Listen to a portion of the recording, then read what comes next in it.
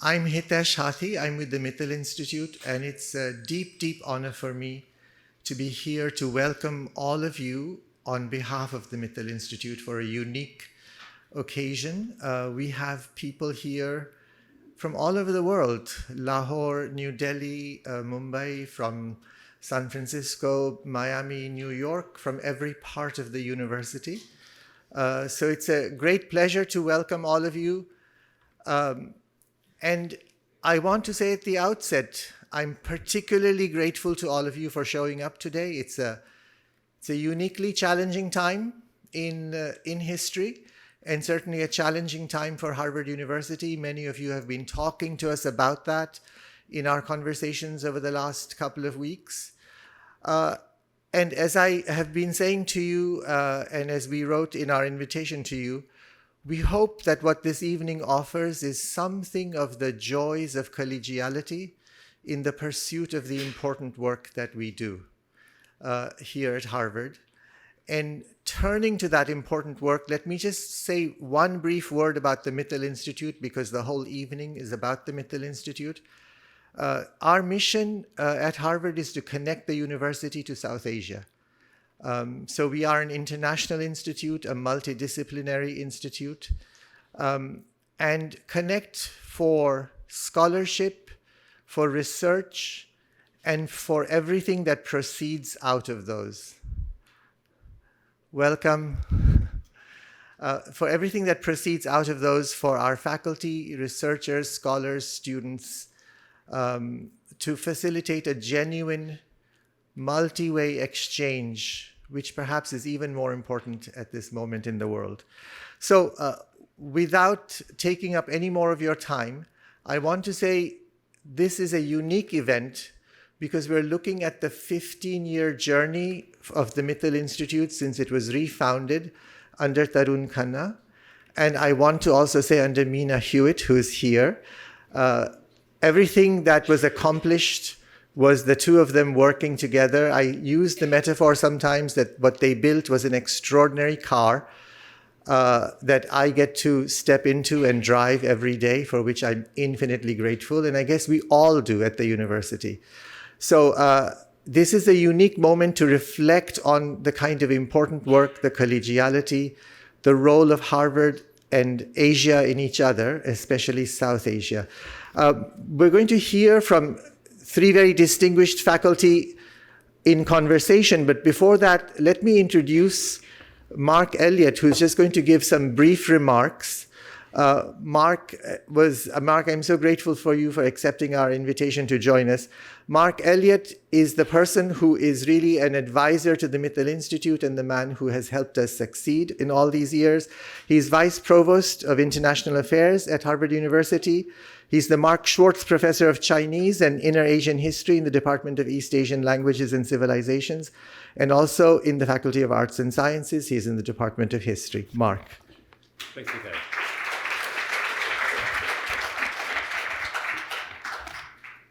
Thank you very much, Hitesh, and thank you all for coming tonight. I'm really delighted to be here, see such a nice crowd at this Harish Mahindra evening, and really pleased to see so many colleagues from the Mittal Institute and elsewhere here tonight.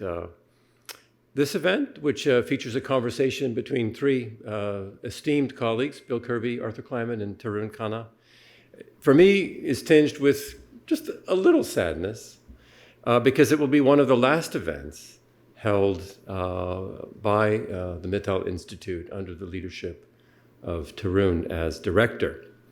As you all know, Tarun will be stepping down after 15 or 16 years, I'm not sure quite how to count it, but a long time anyway, as director of the Institute. And this is truly a remarkable record of service deserving of special recognition. And that's for that reason that I asked Hitesh to give me just a few minutes at the beginning of the program today to say a few words. I'd have done this at dinner. There's a very nice dinner following.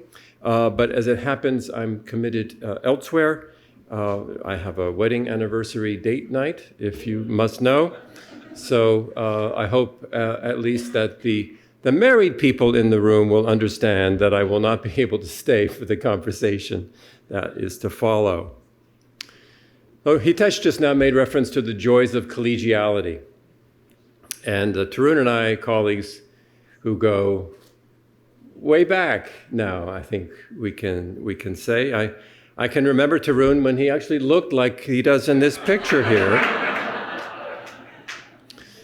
That's not all the way back to when he took over, but it's very soon after. I think my first meeting with him was in 2011, when I took over temporarily from Bill Kirby as the acting director of the Fairbank Center and the China Fund. And we got to know each other at meetings of center directors during another Harvard crisis at the time. We got to know each other better when I took over as Fairbank Center Director in 2013, and we started thinking about things that we might do together. And that's, I'd say, pretty much what happens in any conversation with Tarun. You sit down, there's a little chit-chat, and then he says, okay, what's our project? What are we doing together? In our case, the project was a comparative study of meritocracy in India and in China, which emerged out of a couple of breakfast conversations in Henrietta's kitchen that I hope Tarun remembers with as much fondness as I do. In the end, I was not able to bring that project to fruition, but Tarun, who I think never leaves anything unfinished, continued the work that we had begun with my successor at the Fairbank Center, Mike Soni. And that book actually came out just 2 years ago, to very, very positive reviews and a standing room only book launch, I remember, in another Harvard venue. By that time, I had been made Vice Provost for International Affairs, which gave me even more reason to interact with Tarun, since as the director of an interfaculty initiative, a university-wide center, he reported not only to the Dean of the Faculty of Arts and Sciences, but also to the Provost through the Office of the Vice Provost for International Affairs. Although in our case, I think Tarun really reported to the Provost. And I know that Alan wanted to be here tonight.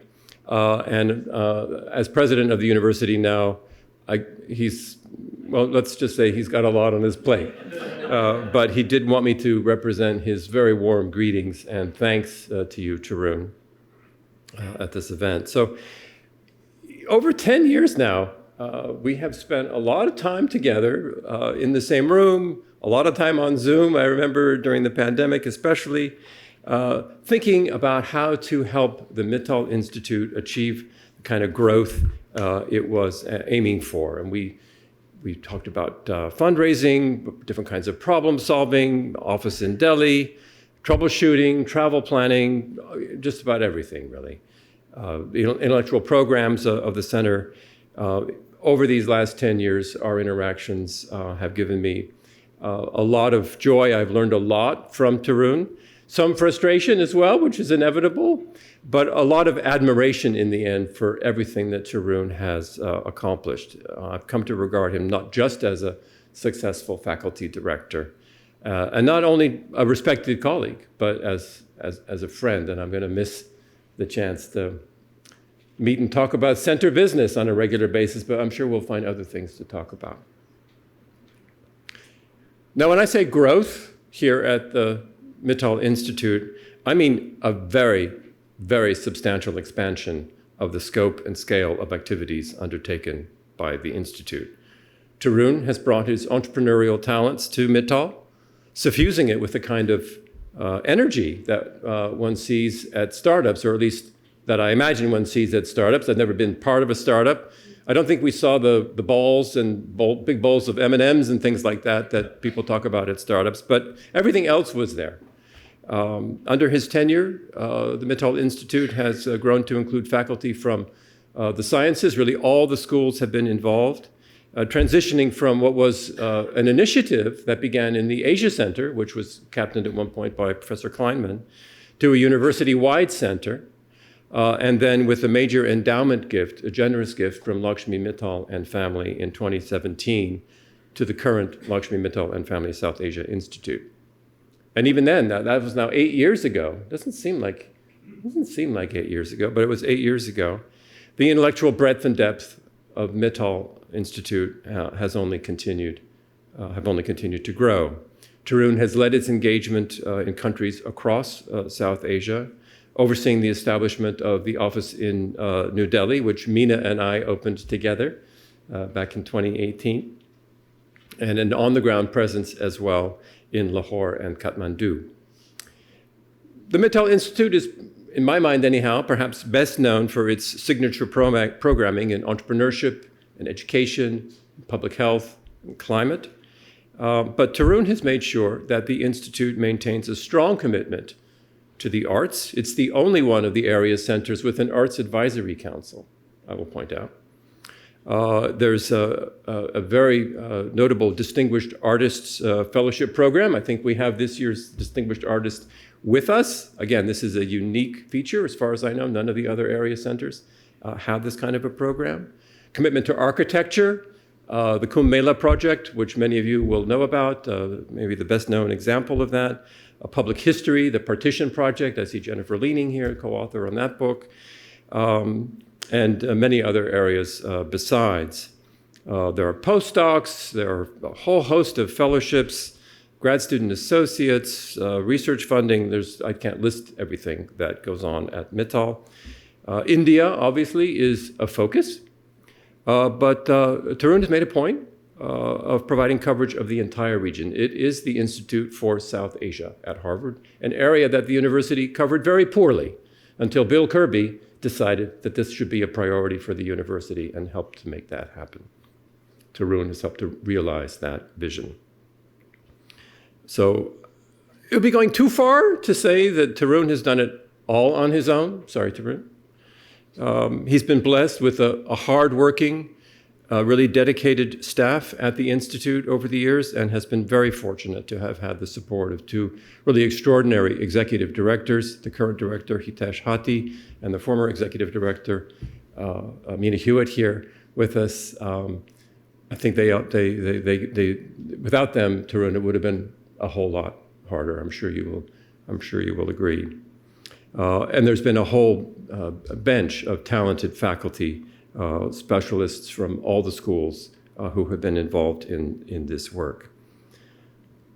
But I think it is fair to say that a very great deal of what has been accomplished at the Mittal Institute in the last 15 years owes to Tarun's vision for what a center can do, for what a center should do in the service of the university, in the service of the region, through the creation of knowledge and awareness, through the examination of real-world problems, and through programs that help build capacity at all levels, both here at Harvard and in the region. Now, unlike me, Tarun is not an area studies guy. So he didn't come in with priors as to what an area studies center should be. He brought new ideas, connections, and a confidence that everything was possible.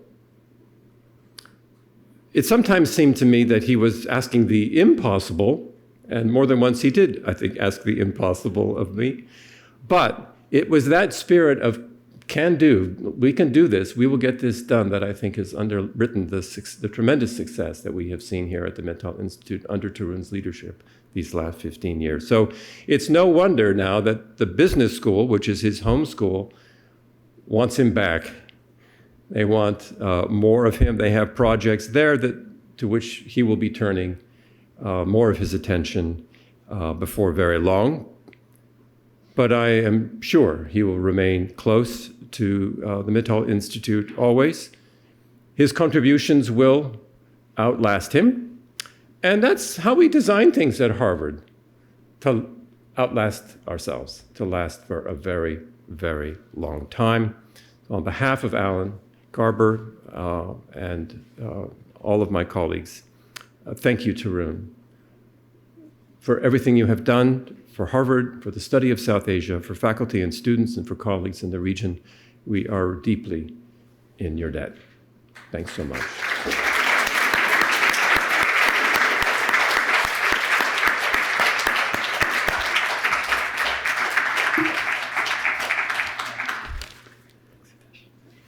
So, because Mark is a professor and a very distinguished one, he's also taught Tarun something today, which is a vocabulary item that Tarun did not know before, the word impossible. You'll find it under I in the dictionary, Tarun.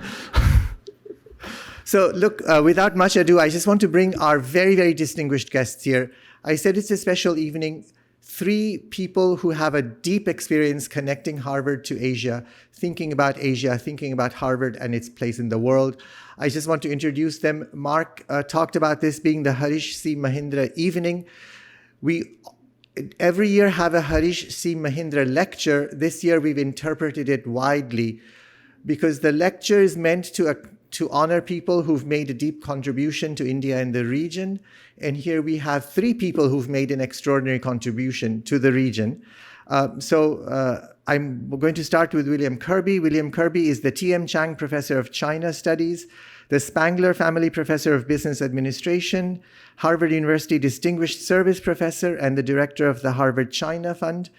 And he's also the Emeritus Director of the Fairbank Center. Arthur Kleinman is a professor of medical anthropology in the Department of Social Medicine at the medical school.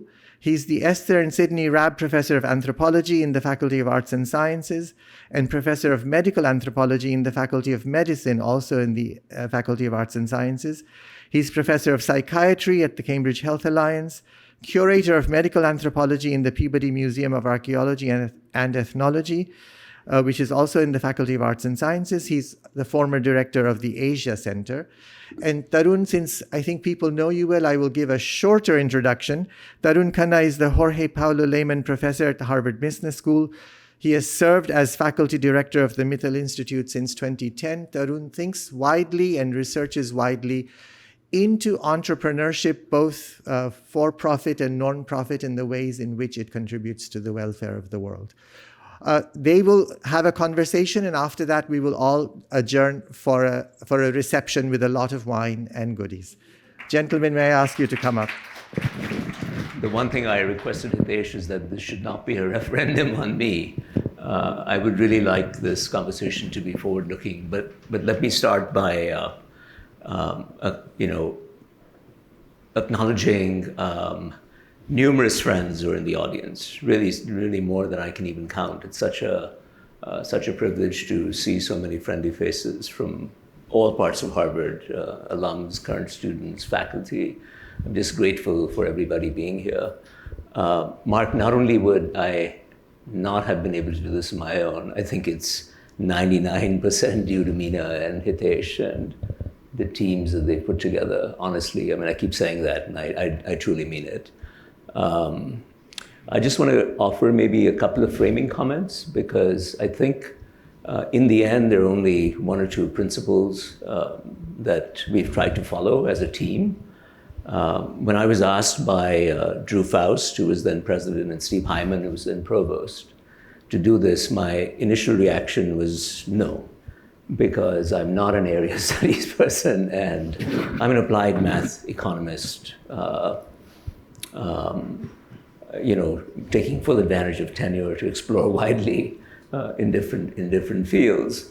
But my dean at the time, Nitin Noria, encouraged me, and these 2 gentlemen encouraged me, as did John Briscoe, who some of you may remember was had a lot of experience in Brazil and Pakistan, the World Bank. So I jumped into it. And the first thing I did as a, I hope, good entrepreneur was to look around and see what other centers did.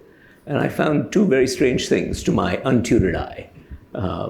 One was that every faculty director, and this applied to all the regional studies centers that I could see with a cursory glance across the United States and UK, every faculty director seemed to have, and pardon me for rhetorical effect to overstate it a little bit, every faculty director had interpreted his or her role in his or her own image, which is, if you were an anthropologist, you basically invited anthropologists. If you were an economist, like Jim and I are, we would invite economists, because those are the people we hang out with and we know.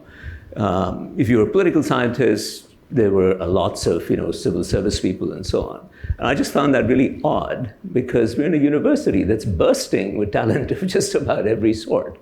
So the first principle we had was we were simply going to run a completely open platform, that the director would not be involved in choosing the projects, that there would be a steering committee at arm's length that would rotate, and the steering committee would decide resource allocation. It just seemed like a good governance principle, and one that was designed to survive whoever had the responsibility of steering the center.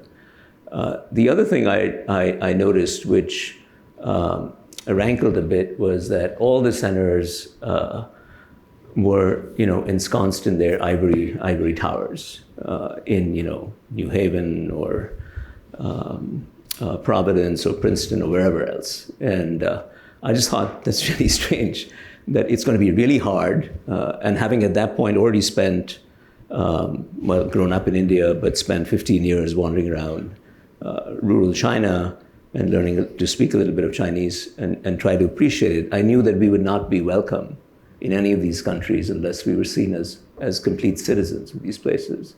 And one way not to be a citizen is not to be there, essentially. So that's why I started fighting with, what is that outfit called? USIPs? USIPs. Oh, yes. So from day one, I decided I was going to fight with USIPs. So when Mark said we had some friction, our first friction was, Mark, I think, was running USIPs. And I said, we got to fight with this guy because he's not going to let us set up. For good reason. Harvard is very careful about where this opens centers. But I knew we had to have centers in different places. The geopolitics of the region, the tension between India and Pakistan, and just the realities on the ground prevented us from having centers in all the countries.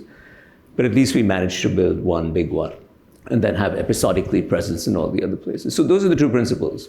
Open platform, anyone can approach us, and a steering committee, arm's length, decides what to do, and just make sure it stays that way. And the second is feet on the street, so that you're credible, you pick up clues, you're relevant, and most importantly, you're seen as a local citizen, because then you have license to do. Otherwise, the thing you always hear about universities that are perceived probably rightly as being somewhat elitist, is, who are you to come and tell us what to do? And why are you here?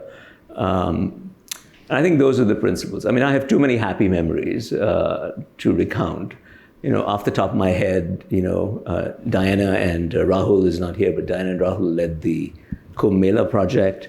I remember doing the dip into the Ganga, which was fantastic. Mark mentioned the meritocracy project that we kicked off. I remember getting into arguments both in Zhongnan High in Beijing and in the Shanghai Party School, arguing with people over there about meritocracy in India, whether it existed, how was it different from China. Just a lot of fun, essentially. Or recently, Vikram's not here, Vikram Patel, but he and I, he's here. Hi, Vikram, you're hidden. Unfortunately, I can't see from here who's here. Okay.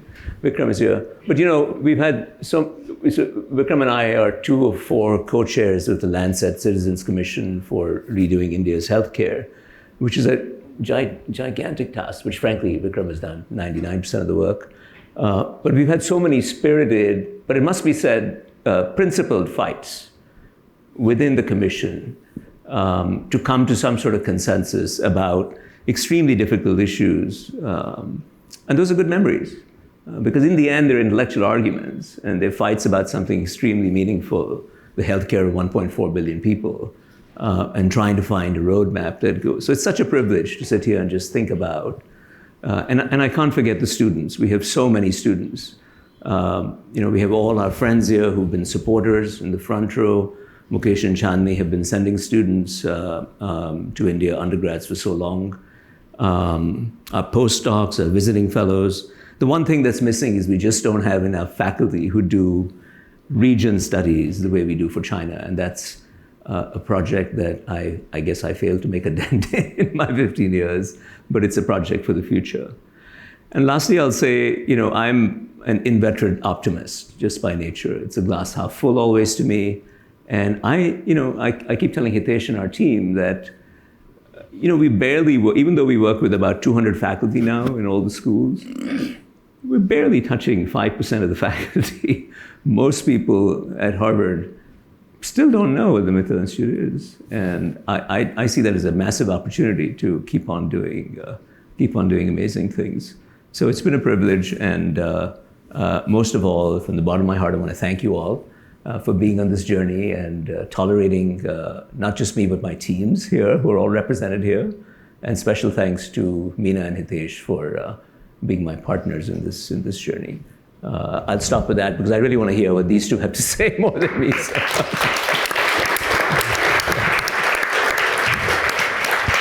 Well, I have a long critique of the leadership of Professor Khanna that I will put aside for this particular occasion.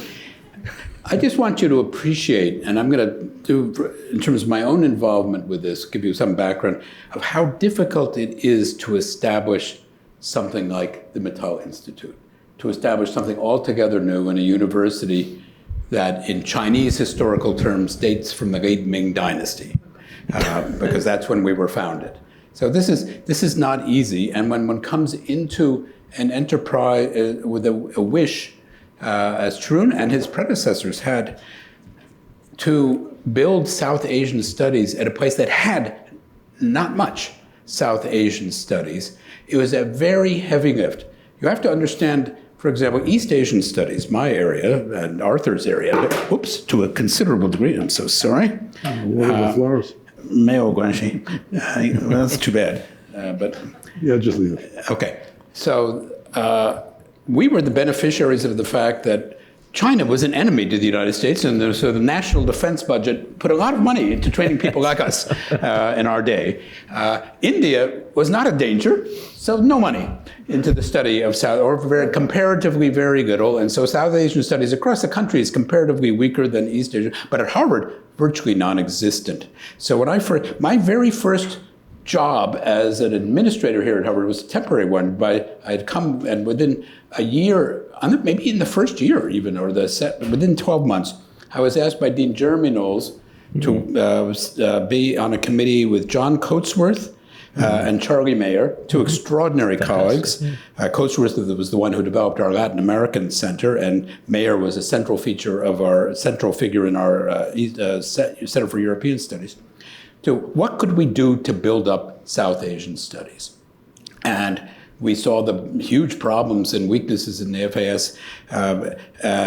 And, you know, as you will know, I'm going to share a few. You know, what we really had was the oldest department at Harvard was the Sanskrit department. 4 people, 2 of whom had not spoken to each other in 15 years, and maybe still haven't, I don't know. But trying to build a South Asian program from even an excellent, if disputatious, Sanskrit department was, we figured, trying to build modern European studies on the backbone of the classics department. And the classics department was actually better, but never mind that, or at least stronger in coverage. And so that we failed. And Dean Knowles really didn't know what to do, and he didn't do anything. We didn't appoint anybody new. When I was history chair from 1995 to 2000, one of the things that surprised me is that Harvard had never had a historian of India in the entire history of the university. Not a single course taught by a regular faculty. We had some visitors and so on. And we had an open chair to fill. It was the Gardner Chair in Oceanic Studies. And it had been filled before that by Samuel Elliott Morrison and J.H. Perry, 2 great historians of the North Atlantic adventuring and discovery. But I looked at the terms of the chair, and it said nothing about North America. The terms of the chair said it was for someone who studied, quote, the oceans of the world and the lands that abut them. So that kind of ruled out Austria. But this was our chance, and we looked for a historian who did anything touching the Indian Ocean. And so we appointed Professor Shukata Bose, who's today still the Gardner Chair of Oceanic History and Affairs. And the lawyers let us do it. When I chaired our Council on East Asian Studies, from which we founded our Asia Center. And when I was director of the Asia Center, we made it very clear that the mission of the Asia Center was in part, and Arthur would follow this through to a much greater degree in his time, to build up South Asia, to incubate South Asian studies, to give it a place anywhere, and also Southeast Asian studies. And I think we've succeeded in time, but thanks to Tarun and his colleagues, in South Asian studies to a remarkable degree, but not much at all in Southeast Asian studies. When I was Dean of FAS, I supported financially and otherwise the establishment of what was an initiative. Initiative is a wonderful word. It means you're only going forward, and it's all new, right? And Professor Bose was the first professor of this, and he set the foundation of what would happen afterwards. And we, with the help of Mukesh Prasad, who's right here in front of us, we began to raise money. We didn't have to wait for huge endowment gifts, which happily in time you would later get, but could use current use gifts to create things such as the Person Fellowship. And gradually and steady a foundation was set. But in preparation for this conversation, Arthur and I have memorized the last 15 years of faculty letters of the director's faculty letters of what everything that has happened since 2011 to 2024. And it's just extraordinary. I could go, I have a huge list of things to talk about. Of course, the founding of the Institute itself, going from initiative to institute in 2014 and 15, the naming endowment of 2017 and 18. Before that, the Kumela, that was in 2014? 13. 2013, Diana being so central to that. All of this extraordinary stuff is something that I never would have predicted to see happen. And it happens in part because you didn't know what to do, as Mark was saying. And we still had, and we still have this fundamental, I'll be very blunt with you because you're all friends, weakness in the Faculty of Arts and Sciences in the number of faculty that we have who study South Asia. I tried when I was dean to solve this by offering a merger between the Sanskrit department and East Asian languages to make an Asian languages department. And I was offering 5 new tenure track positions to do this, to appoint people in the humanities, modern film, modern literature, religion and other things, that have it be as strong as what we were doing in East Asia. And our Sanskrit colleagues, with apologies to any who are here, they voted unanimously in favor of it. So it was on the agenda of the Faculty of Arts and Sciences meeting about to happen. And then on the day of the meeting, or more right around there, they voted unanimously against it. And I pulled it from the agenda. Because they had been lobbied by other small departments thinking that I had a secret plan to kill small departments. I wasn't that smart. And so that did not happen, and we still have an enormous weakness. The only weakness that I can see here, what Tarun has done is just remarkable. He has made this the most university-wide center of any of our university centers here, with extraordinary participation from the medical complex, public health, divinity, education. There isn't a school that has not been a central part of this, and that is very, very rare at an institution. Dentistry. No dentistry. No, we never got any dentistry. You got to get them to sink their teeth into this. But it's a remarkable accomplishment. But for those of you who are looking for new ways to assist this enterprise in its next generation, think of professorships. If you can think of naming professorships in South Asian studies, buildings come and go. Names change of buildings. Professorships are forever. They never change. Unless the donor is indicted for some terrible crime. But otherwise, they don't change. But what I have seen happen here, I just never thought. I thought we were off to a good start. It was an initiative. We had some traction. We still had this weakness at the center, and yet the periphery, as it were, wrongly named periphery, became the center of the center. and has made it such a dynamic thing. So it's an extraordinary accomplishment, Tarun. So thank you so much.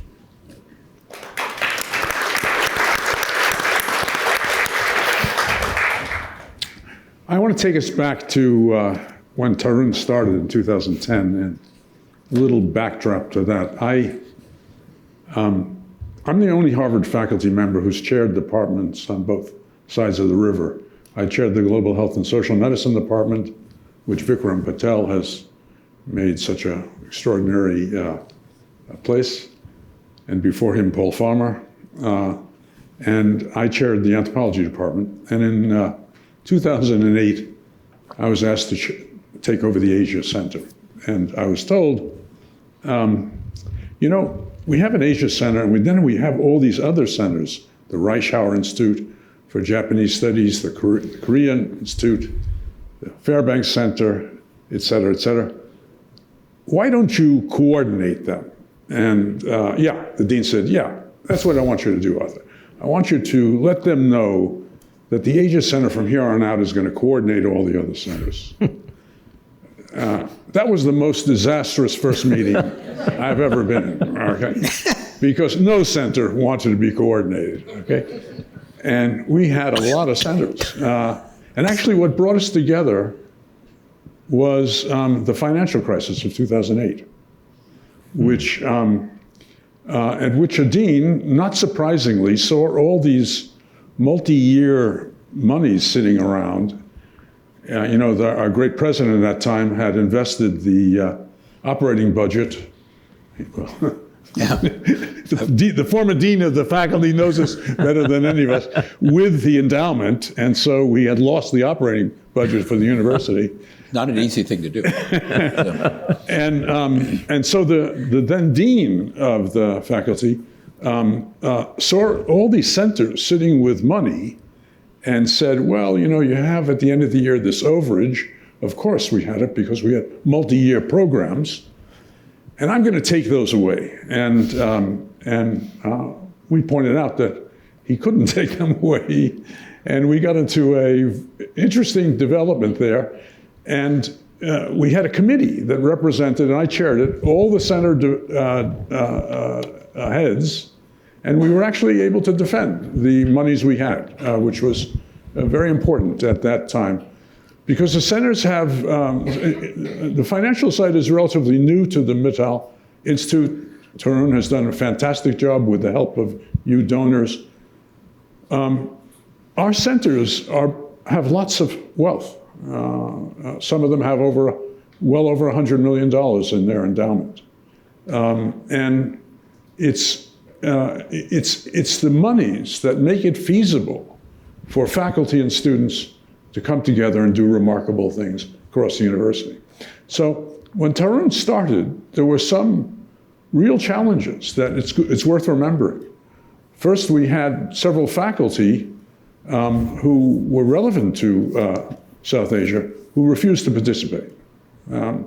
And for whatever their reasons and the like, they made it difficult because they happened to be faculty in FAS, and Tarun was coming from the business school. And so if you looked across the center directors, almost all of us were FAS appointed. And not only were most of us FAS appointed, but almost all of us worked in East Asia, either China or Japan, okay? Even the Asia Center had never had a head who had not been an East Asianist, although the responsibility of the Asia Center was broad. So Tarun began with little help from within the FAS, and coming from the outside as FAS people saw it, but as I saw it, and as Tarun proved, with the great strength of representing the whole university. And that, I think, is what the center should be doing. And Tarun made his center centrally alive in that way. That we have so much work in Asia across this university, at all the schools.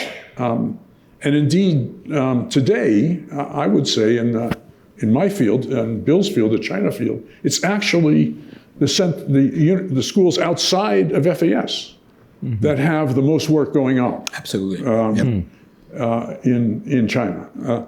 So Tarun came into that as from the business school, with little help from the inside, and with this great personality, really. You know, I'm both an anthropologist and a psychiatrist, and I can say he's got a great personality. And part of that is that he is soft and engaging, but actually is like steel inside, you know.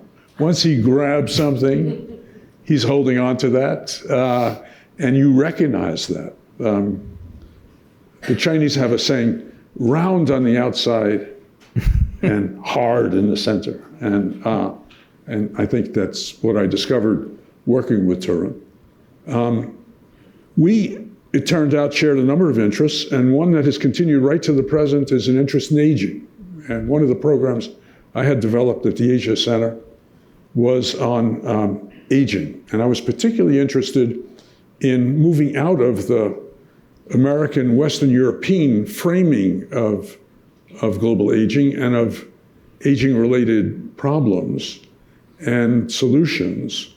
And right now, Tarun and I are working on a project called Social Technology for Global Aging, in which we've been emphasizing, most of the work has been in China, but we have a learning collaborative that's spread out throughout Asia. And we've been trying to move from particular projects, which we have great people from across the university doing these projects, to actually the broader policy domain. And the most effective person, from my perspective, working with us in that area, although we have wonderful economists and health policy people, has actually been Tarun, because he brings this, not just this sense of efficacy, but of openness to multiple ideas, and an idea of collaboration, that interdisciplinary collaboration should be at the heart of things.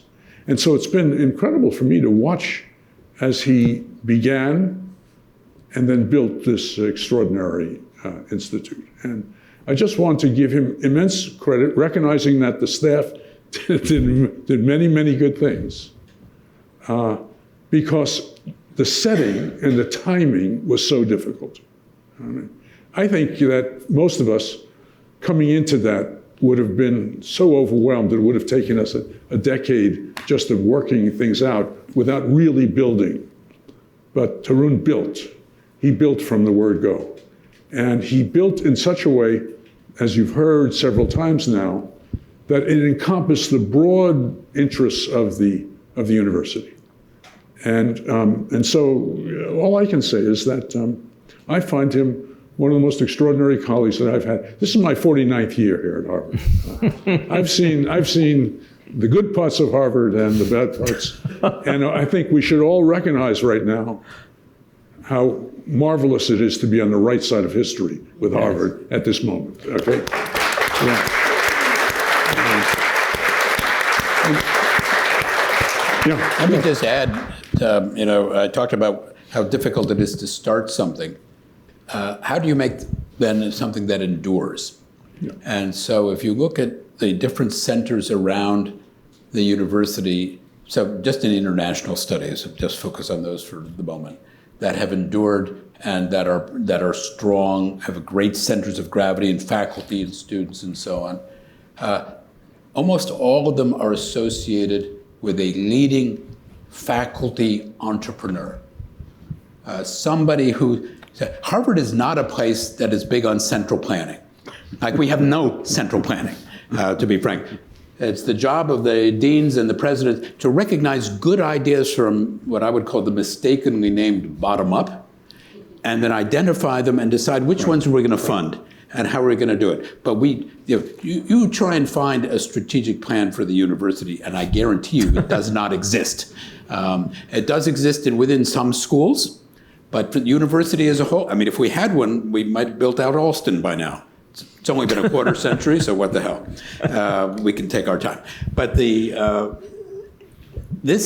it matters who is leading it and how they lead. So you don't have modern China studies and the leading center of China outside of the United States without John Fairbank. Right. who over decades built this up with the support of leaders in the university. But without Fairbank, it doesn't quite exist. Brings in all kinds of grant money, gets professorships, but also establishes curricular programs and brings in people across the university. You don't have the Center for European Studies without Stanley Hoffman, who creates moves from a small West European Studies center to this magnificent, Southern German church. Not very far down the street, if you look at it, it's the Ginsburg Center for European Studies. You don't have the Japan studies being as strong without former faculty member, and then ambassador to Japan, Ed Reischauer, who does the same thing as Fairbank, but Japan being Japan and China being China, raises a lot more money in those days, and you are that person for South Asian studies.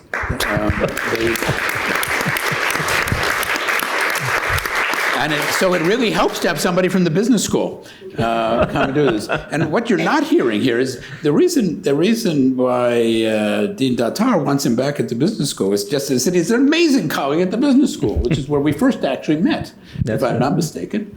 Because I've been at the business school only half of my time at Harvard. With Yasheng. Yeah. Yeah, Huang Yasheng, yeah. With Huang Yasheng, right, who's now at MIT. So, to be an entrepreneur, to be willing to roll the dice, to be willing to try things that might fail. Yeah. Institutions like Harvard, at the upper ends, happily not at the moment, but they tend to be incredibly risk averse. So, should we open any offices internationally? We were decades behind others in doing this. Now we have a lot. But it takes a while, and you still have to convince people, should we have it? Should we have a campus somewhere else? Oh, no, the brand is too strong. Well, if you have I'm not going to debate whether we should or should not. This is surely not the moment to do that. But the resistance is from the gut. Oh, no, we can't do that. That's way too risky. Meanwhile, Duke has a medical school in Singapore, a magnificent liberal arts college in China, and they're not risk averse because they're hungry. Yeah. We have what I call in a recent book of mine, too much. The institution has the inertia of excellence. We're so good, we really don't think of altogether new things to do. But then we do allow the entrepreneur to succeed, somebody with great ideas, who can make ideas compelling, make organizations compelling, and convince others to join him in that effort. And then you just have to pay attention and do it. And happily, the institution, because we have no central plan, can always be moved. And so but you're an entrepreneur par excellence. But it was fortuitous. Fortuitous that you were working not only in India but in China. That's right. No, that's been actually a big revelation. And it must be your doing. I don't know why, but this week I gave 3 interviews to Indian TV on U.S.-China relations and on Harvard's struggle with you. And suddenly, Harvard is everywhere in India. We can arrange another one. We have one of India's best journalists, my childhood friend Rajdeep, sitting there. So. Oh, okay. Well, no, I've done enough for a week. No, I wanted to say that, first of all, thank you very much. I don't think I merit even a % of all this, but looking forward, which I think is the more interesting issue, as I said, we genuinely, of course, we're limited by the immediate ambiance and the environment and so on, but this too shall pass. And I think the long run opportunity is fantastic. I just think that one of the challenges that we're going to face is navigating the internal dynamics of different countries. And you certainly see that with Xi Jinping in China, and you see it in all the countries in South Asia.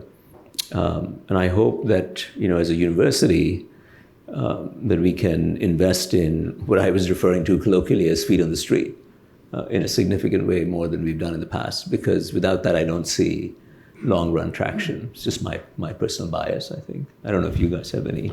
Well, I think that's really the great thing about you, Tarun. You're looking ahead, but you also do things ahead. And you get involved in projects. And every time I speak to you, there's a new project that sounds, or a new part of a project that sounds exciting. And I think that's the entrepreneurialness that Bill was talking about, that the centers that have really gone ahead have had people who've been entrepreneurial. And the centers that haven't have had people who didn't want to be or were not competent in being entrepreneurial. But I think a challenge then right now, and I think you're alluding to this, is there are pressures for parochialization all over the world. Yeah. You have some American leaders who are seeking to basically wall off this country and wall off other countries through tariffs or else other forms, deportations and things of this sort. And you have other countries inevitably reacting to this. Certainly in the case of U.S., China, you have both countries, at least some people, believing in the capacity for self-sufficiency, which is a total myth, a mirage that will be mutually destructive. Mm-hmm. So for a place like Harvard, which we were born as in a place we were in a cultural and political backwater of a Europe that was undeveloped compared to Asia in 1636 or thereabouts. We become a national university really only in the latter part of the 19th century and early part of the 20th century, and an international one only after World War II. Yeah. And so our time in the sun is actually comparatively short, and it isn't going to stay there. But being international is absolutely central to Harvard's preeminence in the world today. If we fall victim to the idea that we too should retreat rather than advance, that we should pull back. I know in China we're actually trying to extend our presence there, despite headwinds on all sides. From all sides. And India, we now have multiple offices. We have multiple offices in Africa, Latin America, Europe, of course. The business school, as part of its own foreign policy, even has an office in Palo Alto, which is, of course, a foreign... Which is a foreign country to them. So, but at least enemy territory. But if we pull back, if we ourselves then just narrow our ambitions, then we will decline. Yeah. We won't be worthy of the students we get. We won't, and it will be an enormous mistake. I think we all worked with Alan Garber in his time as provost. He's committed internationalist. And the university, really since the presidency of Neil Rudenstein, before that, not so much, quite frankly, but since the 1990s has been absolutely committed in international studies. And not just the study of the world here with a great faculty, but the study of the world in partnership with institutions abroad. That is something that if we are going to remain a leading university, we are going to have to continue to deepen and to expand and doing more in India or Pakistan, Bangladesh, ourselves. Just say a word on that. Jim and Jim runs the Salada Institute for Climate Studies, and we jointly did a big conference on climate adaptation for India. We had almost 1,100 people on the first day, which was more sort of theater, frankly, but the second and third days were very substantive. We have almost 150, 160 scientists from around the world. And it generally was a mix of course, US and Indian scientists, but maybe 30 of them were from different countries. So you see that some of the problems like climate change are not going to sit within within any boundaries. And you see genuine collaboration across, particularly from the academics who are by nature willing to collaborate, I feel. And that's the existential problem of our time, so we don't really have a choice but to continue to deepen that. Sajid is sitting there. He played a huge role in organizing the event with Dan Schrag and Caroline and Peter Hybers and a bunch of others. And I feel like that project alone can, Hitesh, double the size of the Mittal Institute in the next 3 years. I mean, I'm not kidding. the amount of work to be done is. We're in the position in the Mittal Institute that every week, it literally is every week, I get a call from some faculty member saying, can you support something? It could be, in anthropology, it could be in political science, could be visitors coming from different places, not so much the law school yet, but that's starting, and across the sciences. For the longest time, our friend David Reich has been trying very hard to extend his studies of genetic diversity from the Broad Institute by finding a way to work with Indian data. And that's where the feet on the street comes in. That unless we have deep connections to the regulatory authorities and the trust, we won't be able to get that kind of work done. So I'm just trying to illustrate that it's across the board. It's in history, it's in the arts. Gina works in digital humanities, it's in the pure sciences, it's in medicine, that you just need the trust on the street. Without that, it's game over. You'll be a marginal player. And so that's why I've sort of spent so much time with Hitesh and Meena and all our other colleagues just building that out piece by piece. So I hope we keep doing that, and then the rest is detail. Just the rest will take care of itself. So. As I see it, each center representing different parts of Asia has a two-sided function. Projecting Asia, or that part of Asia they represent at Harvard, but projecting Harvard into Asia. And I saw that as the Asia Center need. We were doing better projecting Asia at Harvard, but we weren't doing a great job projecting Harvard in Asia. And I think, again, this is where you've done a brilliant job at the Mittal Institute. The area that Bill mentioned earlier where we really need help, and I think this is where the China and Japan related centers and the South Asia, the Mittal Institute, can really help us, Southeast Asia. Yeah. And we've had some real difficulties in this regard in Southeast Asia.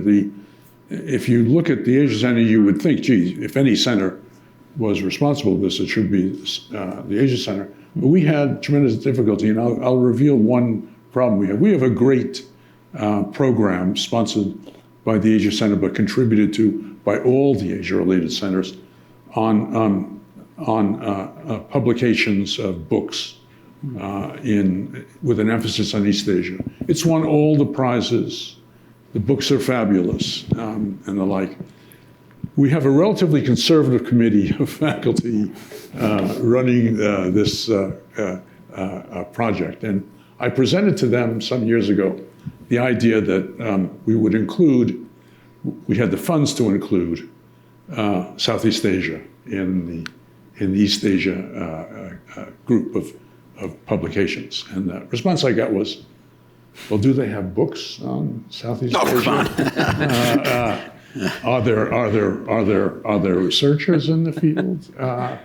It was so completely out of keeping with both the importance of the area and the actual scholarship research activities going on. But it gives you an indication of the fact that being able to sustain and endure and achieve something, as the Mittal Institute has, runs against the fault lines of the university. And this is, I don't know what Bill and Tarun will say about this, but from my perspective, this is still a very American university. Its roots were very American. Its presentation of self is often very, very American. And doing the kind of thing that we've done has always seemed to me as a counter stream, that it's always an afterthought about what we have going on here. And yet, as you can see in this great institute, we have fantastic things going on. So somehow projecting it for the whole university is the problem. And again, this is where both Tarun and Bill have spoken to this.